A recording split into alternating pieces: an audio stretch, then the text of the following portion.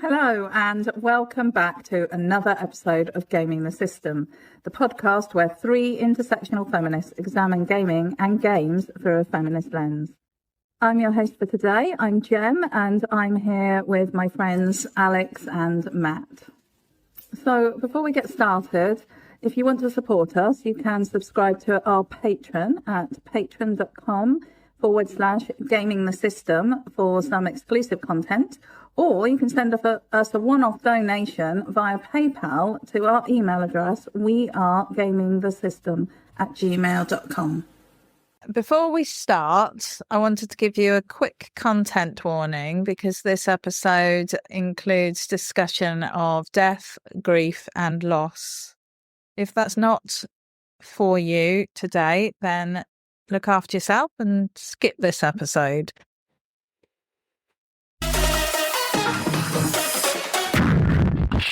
The idea of accepting the journey that you're on and accepting that death is a natural part of life is something that the game gets you to think about.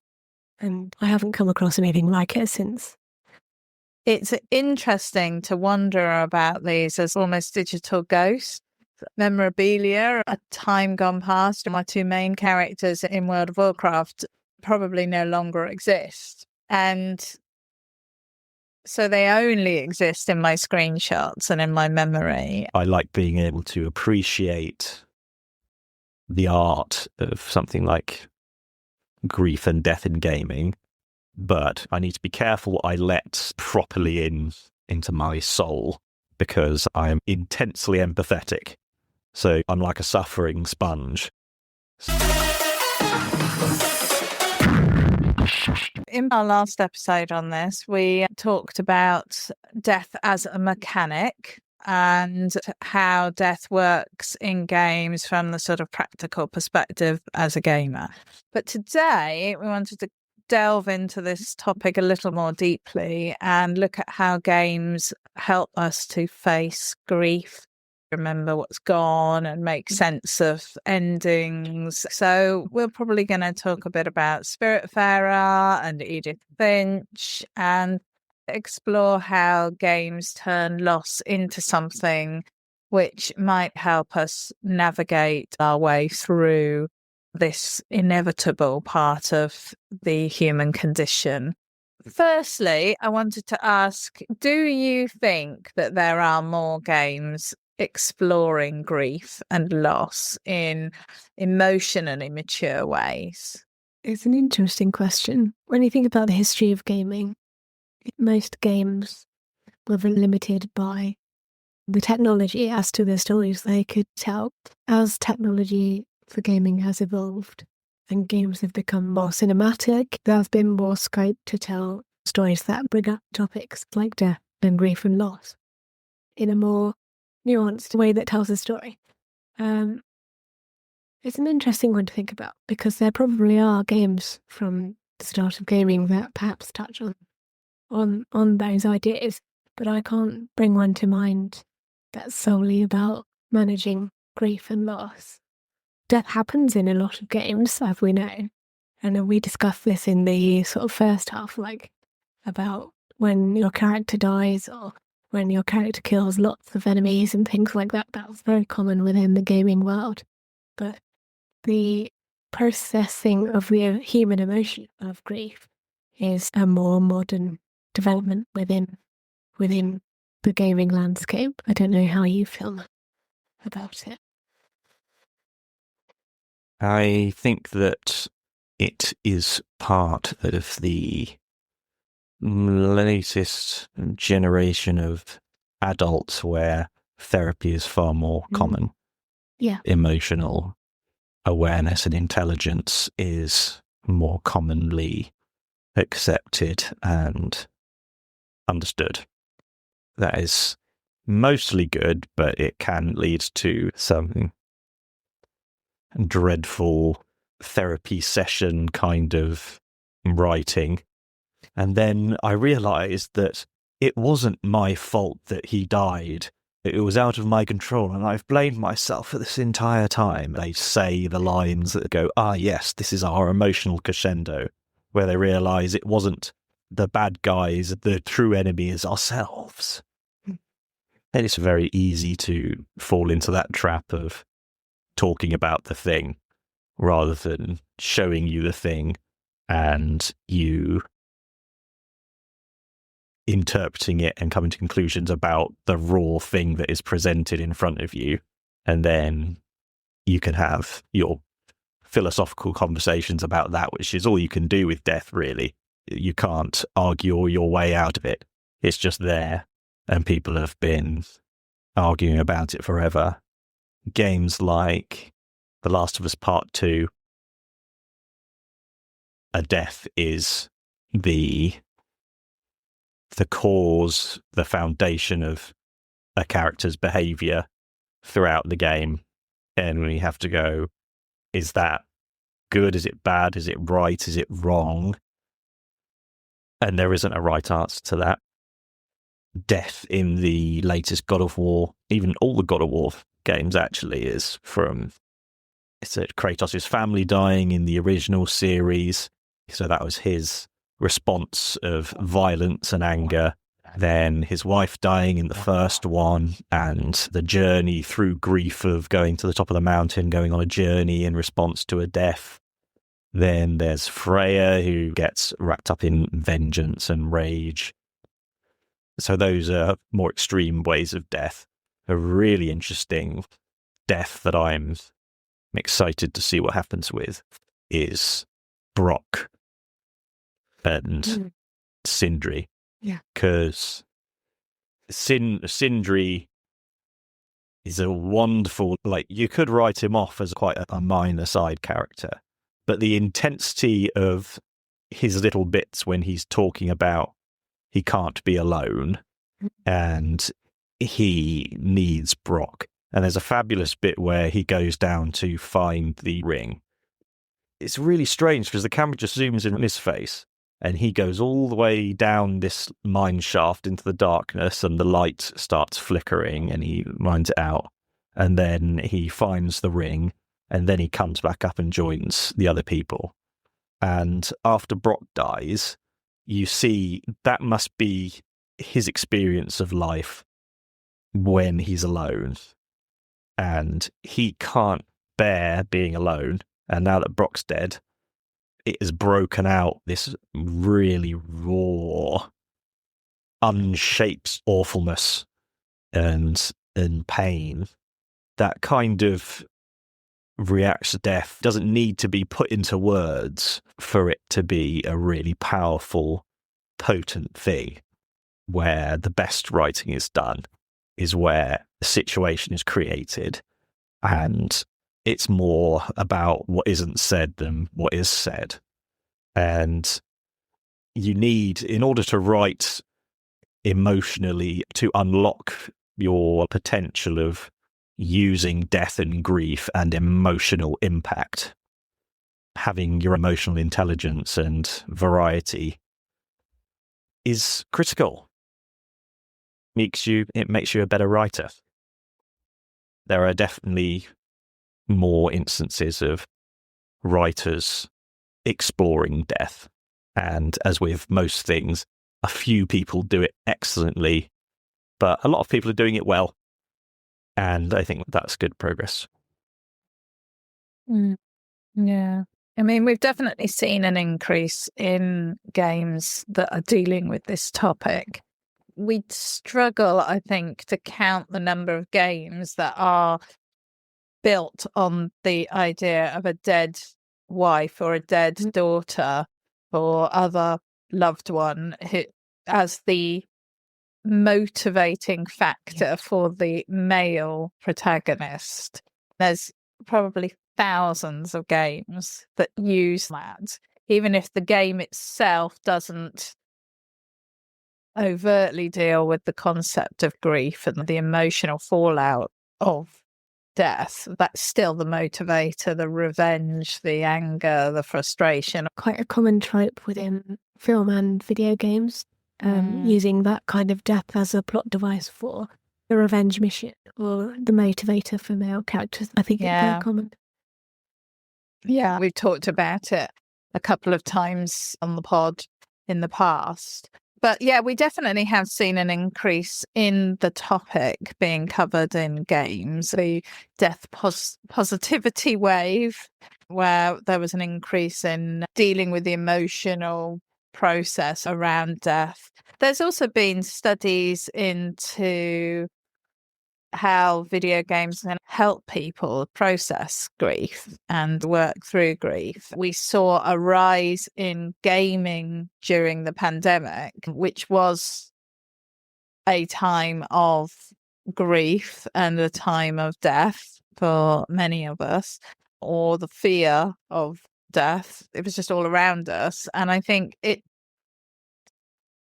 is interesting that we've then seen this increase in games dealing with death, talking about this topic sympathetically and sensitively. And we're also seeing an increase in people using games to work their way through this issue.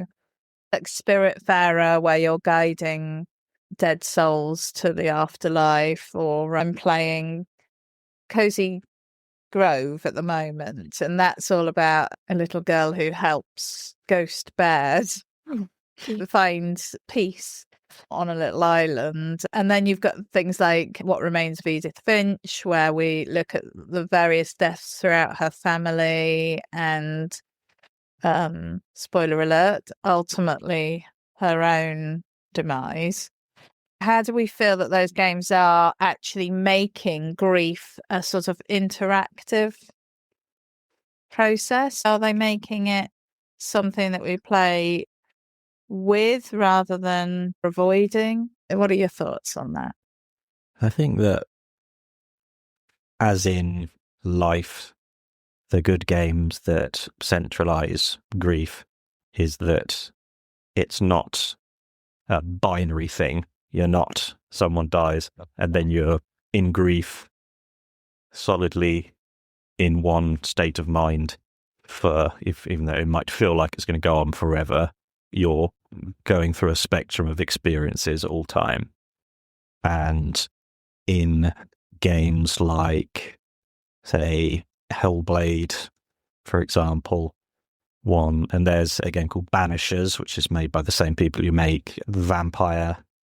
And my mum and sister have been playing Brothers, A Tale of Two Sons. Have you played that? I haven't, but I've seen bits of it and know what it's about. Yeah, that I only know about the ending. But it turns out there's some pretty traumatic shit all the way through it. Yeah. But with each of these games, there will be an awful, tragic moment. Then there's some gameplay where you solve a puzzle, or you have to climb a tower. You have to talk to someone. And then something, you'd either be reminded of it or something new, tragic will happen. So the mum drowns at the start. The dad is ill. There's someone trying to kill themselves that you have to save.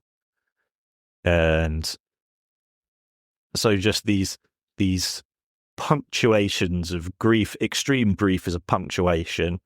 And that's what life is. Doesn't matter how you're feeling. Life is continuing. And what things like games help you do is go, right, I don't need to deal with what I'm experiencing at the moment. It's still there, but it's to the side. While I perform an activity, I go somewhere, I do something, I read something, I play something. And then at points during that, or once you've stopped for a bit, that feeling can come back. And then you can deal with it for a bit, and then you go somewhere, play something, do something. Because that's the only way to stay sane, really, is to recognize that these things, they change, they don't last forever. You can relax and not think about these things. Gaming is a perfect microcosm of gameplay versus the story elements. not every second of gameplay you're thinking about them off. So just another area where the experience of gaming can be applied to life in general. And that's something that games have that movies don't have. That when you're watching a movie or you're reading a book, you have to follow the story through, and usually you will follow the grief through in a sort of linear style. Whereas with games, as you say, the sort of practicalities of the game story comes into play. And as you say, that is more akin to how the real experience is for people. In the movies, when somebody dies, it's like this major thing and everything stops. And, you know, there's that scene in Four Weddings and a Funeral where they do that amazingly beautiful poem, and the Stop All the Clocks ones. And people use that all the time at funerals. And, you know, it's a beautiful poem. But the reality is that that isn't what happens. Somebody who is hugely precious to you can be taken away from you, and everything just carries on and the world just goes on. And in some ways that can feel quite jarring. I think it can make you feel quite angry at times, because you feel like the world should stop. This big thing has happened and it should acknowledge it. And that's the lie that we're told by the movie world and computer games, that people are so quick to sort of say it has so little to do with reality, can actually represent the grieving process in a more honest way than many of these other medias that we engage with to understand this process. It's a matter of you being in charge of the pacing of things as well. Yes. Because in TV, in every other form of media, someone else has set out the trajectory of the narrative. So you're experiencing it in their structure. Whereas with gaming, as often happened in Clair Obscur, something awful happened, and so I didn't carry on with the story for a long time. I just went and explored the world because I like the way the world is at the moment. I have no idea what's going to happen when I do the next story bit. So I'm going to go around in this game and just explore for a while and try and do the impossible tower and defeat the purple lighthouse snake thing. Then I might finish that for a bit, go and play another game, do some other things, and then move on to the next bit when you're ready. You can have a lovely time in a game without progressing the story.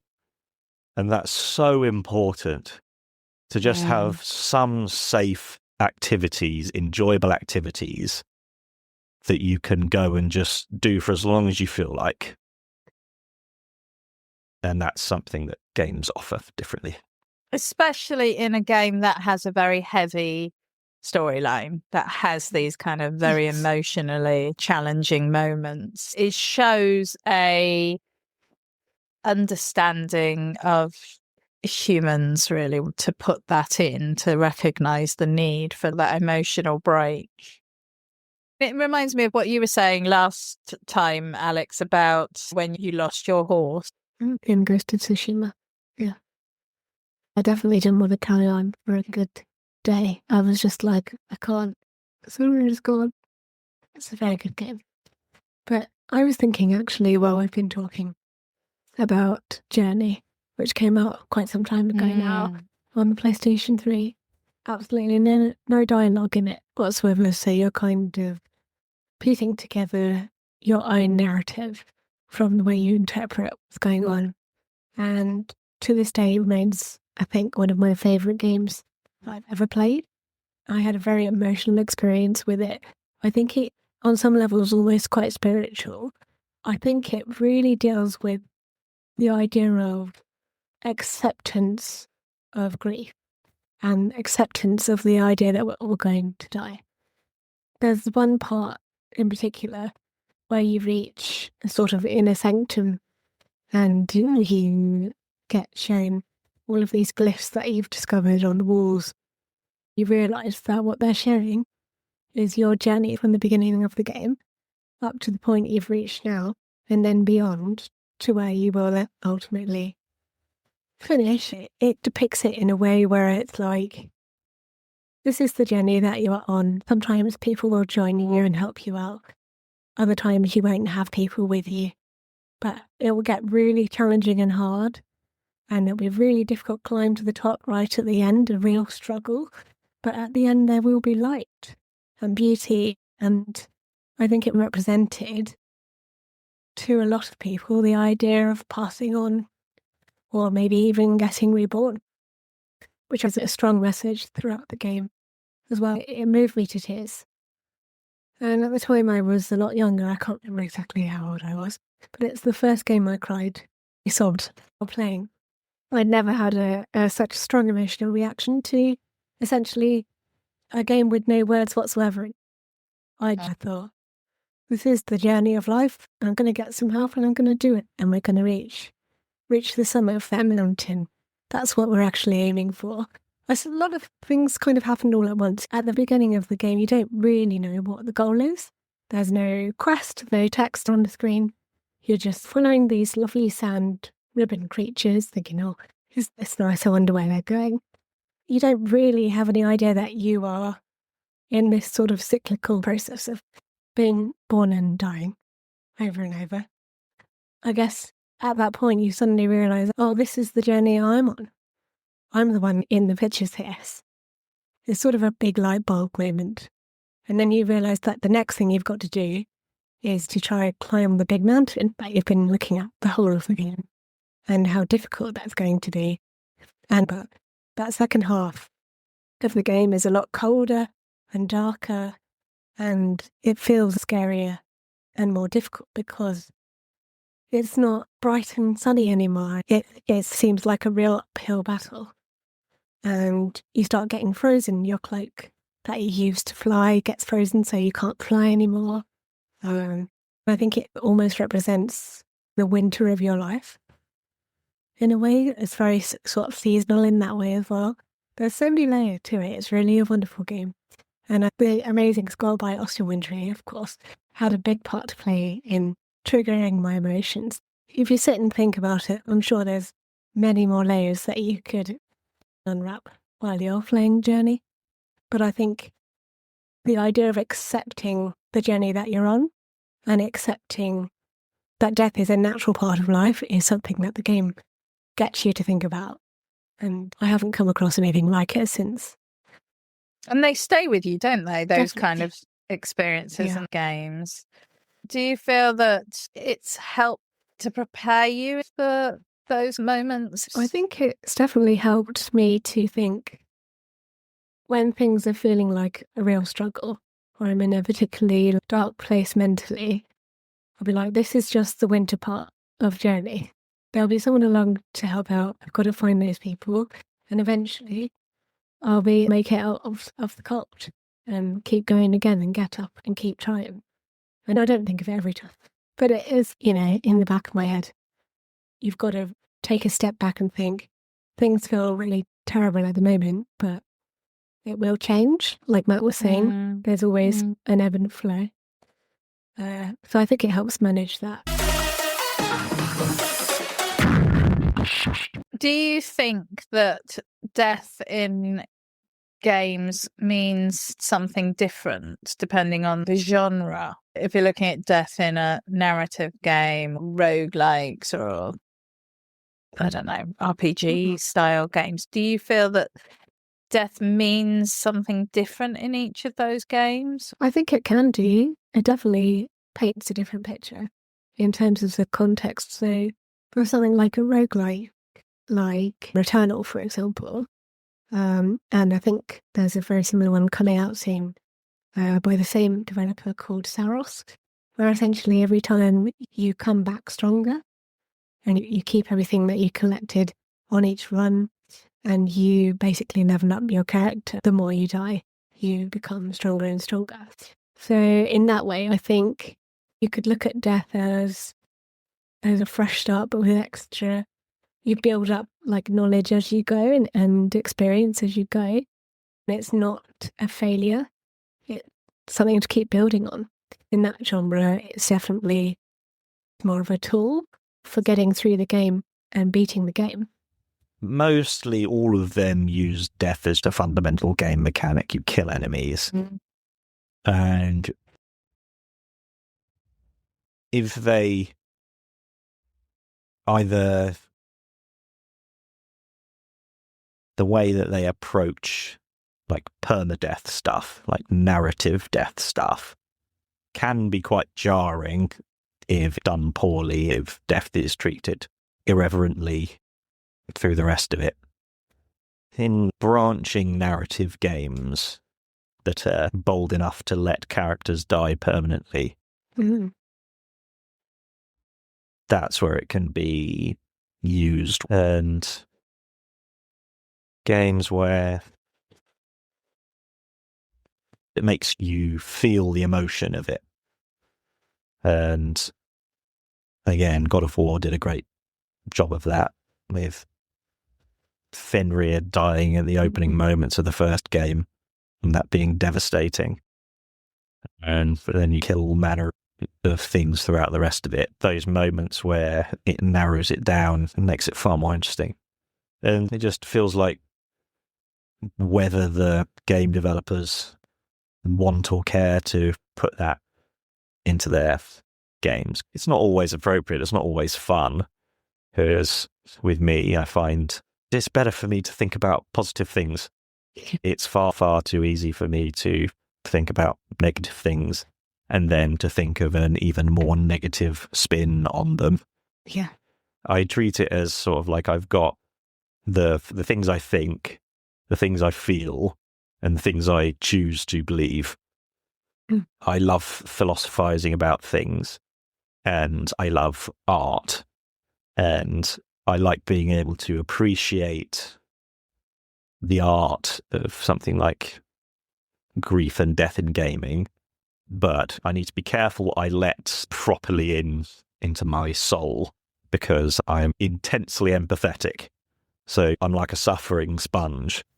So it's very easy for that external stuff to reach into me and sort of grab a hold of me. So it has taken a very long period of time, and it's still not perfect. But for a developer, a writer, or an artist of any kind, art can be an excellent way to extract some of those intense parts of yourself, the intense negative parts. And if you can get it out and onto a page or onto a screen, it's like you've created a little cage for that part of it. And you've extracted it and distilled it into this interpretation. And that little seed can feel wonderful, get out of you. From the perspective of a writer or an artist,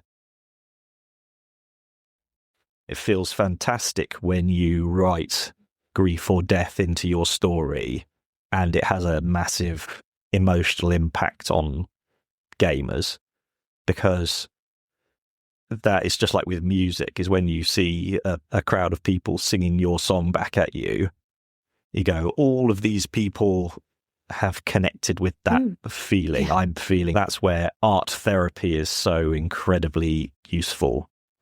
I think it was Dave Grohl from the Foo Fighters who said that he, like when he has tens of thousands of people singing his song back at him, he recognizes that each of them relates to something about him, but then their relationship with the song is different, which is to be able to distill yourself into a small piece of art and then have lots of people not only see it and love it, but feel it. Oh, that's the gold dust of creativity.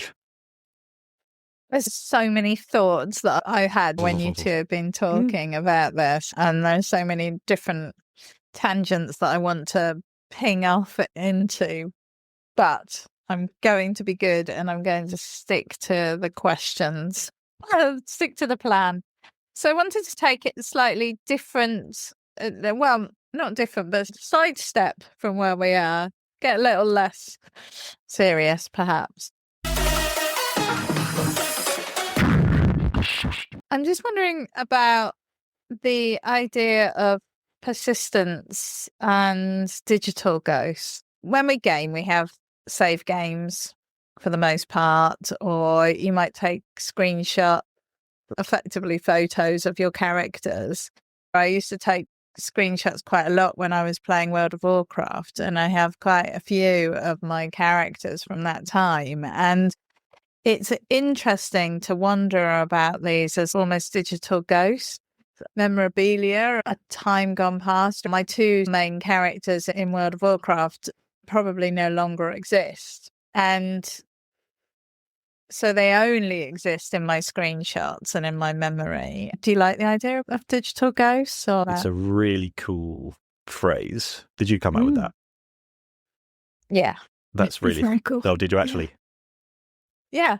That's- I don't know if I'm the only one who has, but yeah. It reminds me of, have you guys seen or read iRobot? There's a bit in that film where the professor guy, I can't remember his name, but he's like, there've always been ghosts in the machines. I love that. That reminds me of that. Definitely. Well, it's a fabulous phrase for one thing. It is an interesting concept. I think for most men, it's like you want to clear part of your browser history when you die, and then have the rest of you be your digital ghost. And with gaming, then I remember a post of a guy saying that his brother died and he played Skyrim a lot, and he still had the save file. He could just load up his brother's save and just sit there with him for a bit. And it was the last place his brother was, and that's really sweet.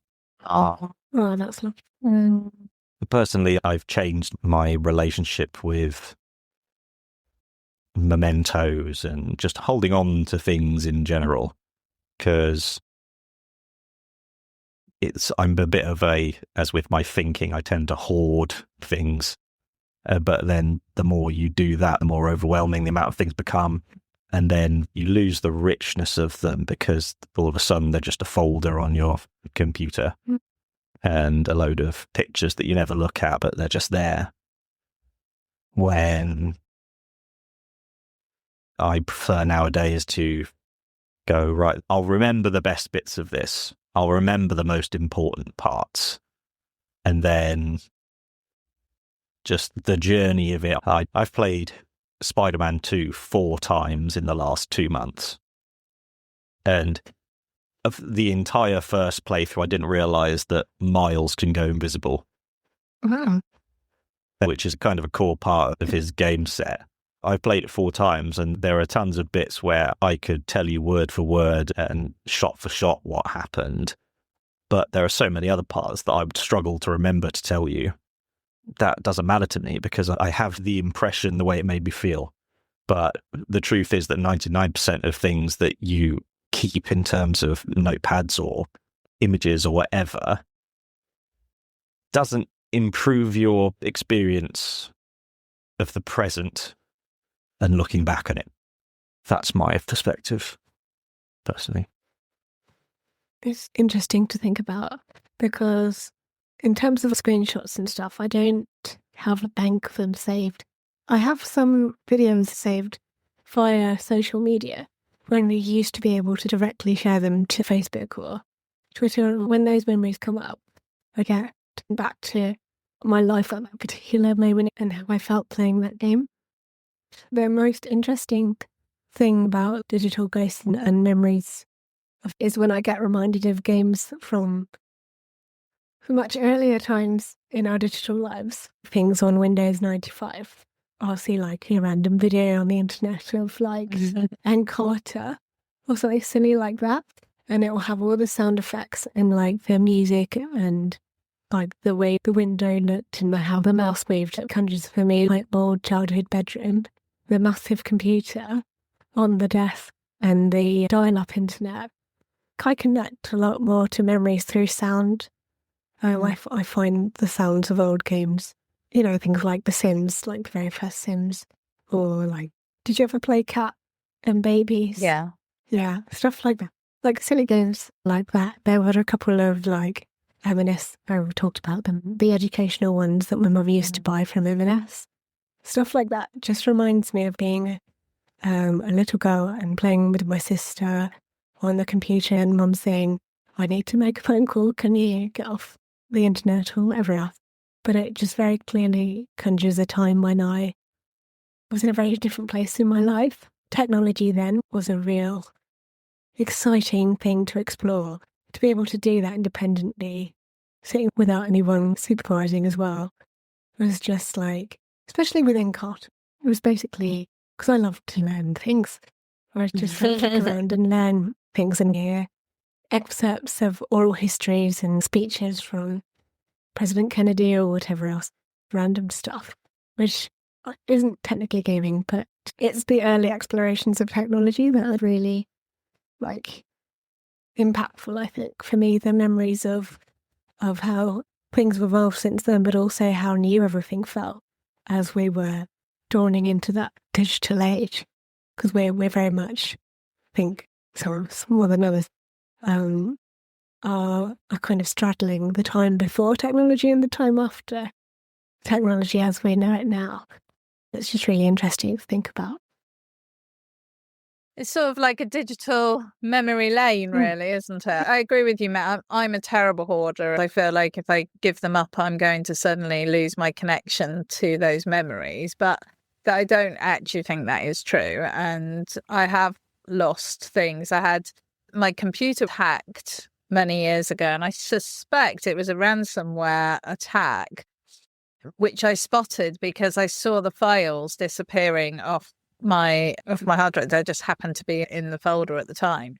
And so I switched my PC off, which stopped the attack, but obviously I never got the ransom request. So I lost photos of my daughter from between the ages of 4 and 6.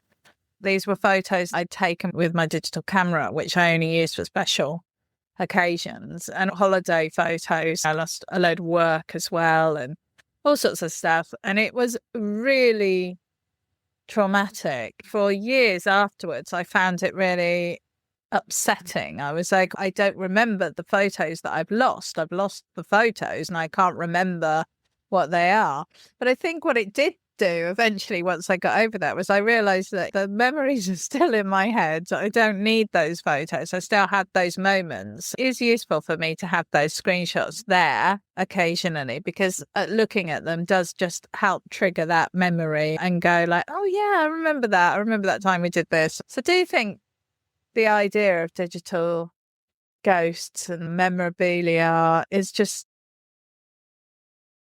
really nice way to think about it? When I read a book and stop reading, I always feel like everyone's just stopped in this position. And I feel the same about my game characters. I do feel like my characters that I played back in the day, I feel sort of sad that they've gone. I do feel like there's a bit of a death of my characters. It's funny, my uncle always used to make a joke when we were growing up playing the classic Tomb Raiders. I would go beyond a certain level, and Marty would say, oh, Laura's been waiting 2 weeks. She's getting very cold in that cave. And no, aren't you going to keep going with it? Or there was like that really old, do you remember when Lara Croft had loads of Lucasade adverts on TV? Yes. There was a bit where the guy pauses and goes to the loo. And while it's paused, all the characters start moving around and drinking Lucasade and having a break and stuff. And then they have to get back into position when he comes back and unpauses. But it just reminded me of that. I thought, oh, definitely. But yeah, he always used to make that joke. The game's not going to play itself unless you get on and do it. But yeah, so strange to think about, isn't it? I think that the best memory things are someone doing something that they enjoy that is a real reflection of their soul, so that you can look back and go, ah, yes, that's a slice of them, which is harder for photos and short videos. That's why stuff like having a podcast is perfect, because we've got 250-ish episodes of us really being ourselves and exploring things in the way that we really care about. You can learn a ton about us if you didn't know it, and tons of stuff and if you do know us from this. And then also streaming games as well. My mum and my sister have streamed hundreds of hours now, and that is there forever for me. I'll remember exactly when they were playing it, where they were playing it, what was going on when we were playing it. And so there's something about, you can capture like someone's soul, someone expressing themselves like that in a fun and relaxed way. I think that is the best way to retain digital versions of people you care about. Absolutely. We've got so much more that we could talk about, but we've run out of time. I'm sure we'll be coming back to this topic again in the future. I want to leave it there because I feel like that was a really positive end to an episode about such an emotive topic. I've got lots more to think about, as always. So thank you both. And we're out every Thursday. So if you want to hear what we're talking about next time, check out our feeds on Thursday sometime. Usually during the day we release something. Give us a follow and a like. That would be awesome. And share us with anyone you think who might be interested in these topics. So, thank you very much. Bye.